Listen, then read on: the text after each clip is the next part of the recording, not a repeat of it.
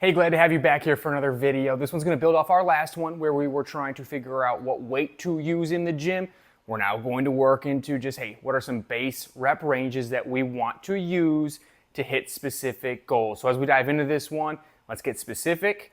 Let's make sure we're hitting the right rep ranges, hitting the right adaptations, and moving us forward in our training. We're really going to dive into 3 different rep ranges for the sake of this video to keep it really simple. We're going to start with strength. Strength is going to be typically 1 to 5 reps. We're typically going to do slightly heavier loads here, but not to maximal all the time. Yes, you will occasionally challenge yourself to maximal, but we still want to live in that 7 to 9 RPE zone most of the time. The thing with strength is it's mostly neural adaptations. We're typically going to do motor unit recruitment, brain signaling to the muscle, how quickly, how efficiently that's going to happen. So typically those rep ranges are going to help us get stronger, but not always develop more muscle. Now with the compound movements, we are going to see and use our big multi-joint exercises typically. That's going to be things like pull-ups, chin-ups, our deadlift, our squat, our bench, our big multi-joint exercises because we're going to get more bang for our buck. We're recruiting more muscle, we're recruiting more motor units, which is going to help us show that strength. This second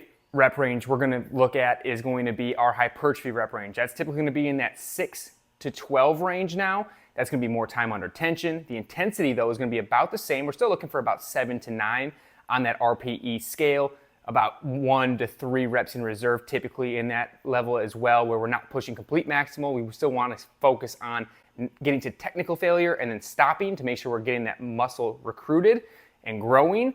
But this rep range is going to work really well, specifically with our compound movement still, just like strength exercises, kind of working on that compound movement, but now kind of dialing in a little bit more of those unilateral movements in here as well to get some of that isolation. And then the last rep range is going to be our endurance rep range. That's typically going to be that 12 plus.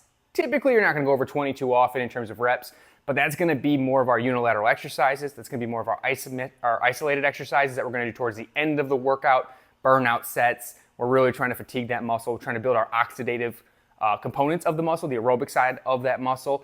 That is going to be done with lighter weights, shorter recovery periods, and again, more basic exercises in terms of unilateral. Sometimes you'll throw in our compound movements, our big multi-joint exercises, if you're trying to get a little crazy, but again, everything's kind of scaled up. We've got to focus on what the training goal is at the time. And remember, none of this is a perfect science. It's all going to be dependent on what you are trying to achieve in your training and how you're training. The intensity is always going to dictate the results of what you're trying to do. If you do 12 reps but you use 50% intensity, you're really going to get nothing from that. If you do 12 reps with 100% intensity all the time, you're going to struggle to get a lot of adaptation from that as well. That, again, happens occasionally. Great, you're pushing yourself, but you want to live in that 7 to 9 RPE, 1 to 3 reps in reserve typically. It's going to be that sweet spot for training intensity.